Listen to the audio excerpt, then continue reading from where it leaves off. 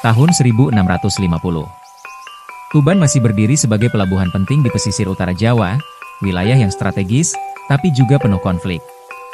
Setelah masa transisi pemerintahan dari Kesultanan Demak ke Mataram, kekuasaan di Tuban dipegang oleh sosok yang akan dikenang dalam bisikan sejarah. Raden Arya Wiratama, Bupati ketiga Tuban. Ia bukan bangsawan istana. Ia seorang pejuang dari rakyat biasa.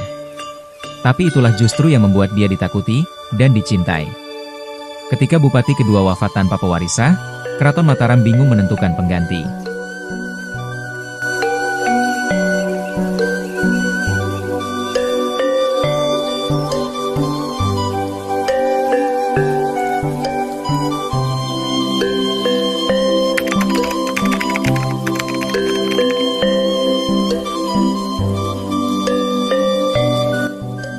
Lalu datanglah surat dari utusan rahasia Sultan Agung.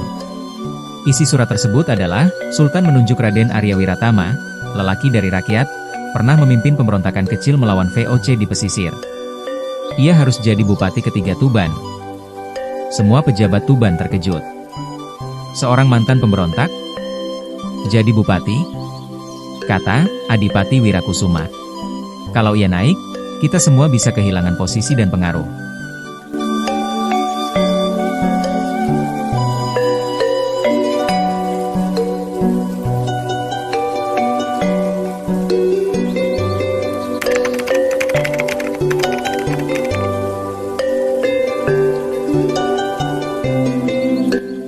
Hari pertama menjabat, Arya Wiratama langsung turun ke pasar.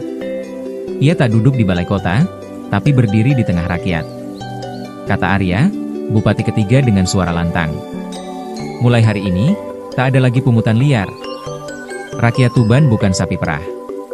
Yang berani merampas, akan kupotong tangannya, secara hukum maupun kuasa. Tak lama, dia mulai membongkar korupsi yang selama ini berakar dari pejabat lama.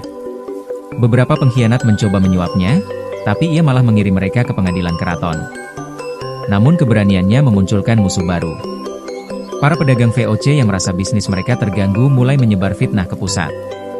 Kata VOC, orang ini radikal. Bisa mengguncang stabilitas Jawa.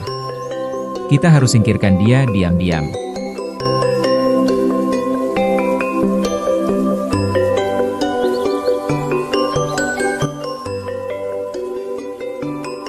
Malam itu, sekelompok pembunuh bayaran menyelinap ke pendopo kabupaten. Penjaga berteriak, "Serbu! Lindungi Bupati!" Terjadi pertempuran sengit. Darah bercucuran. Arya Wiratama sendiri turun tangan dengan keris pusaka warisan ayahnya.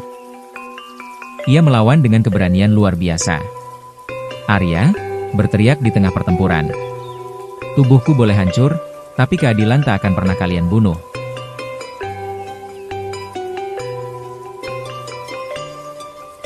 Saat semua tenang, datang berita buruk. Tangan kanannya sendiri, Ki Jagabaya, pria yang ia percaya selama ini, ternyata menjalin komunikasi rahasia dengan VOC dan pejabat korup.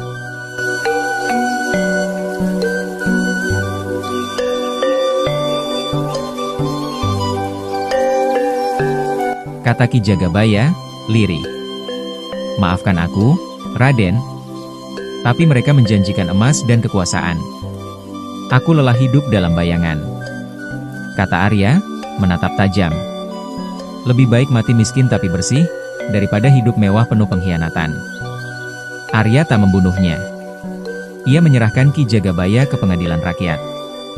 Keputusannya memperkuat kepercayaan masyarakat padanya.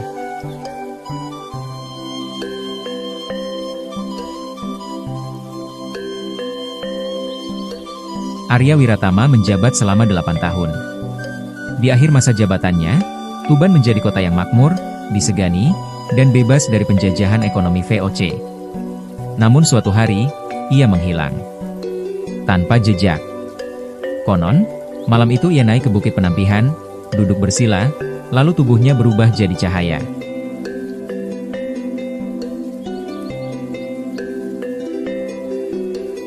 Beberapa warga bersumpah melihat sosoknya muncul di tengah badai, memberi petunjuk pada nelayan yang tersesat.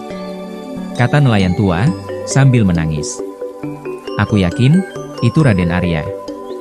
beliau masih menjaga Tuban dari dunia yang tak kasat mata. Itulah kisah Bupati ketiga Tuban, Raden Arya Wiratama. Sosok yang datang dari rakyat, berjuang untuk rakyat, dan akhirnya menjadi legenda bagi rakyatnya.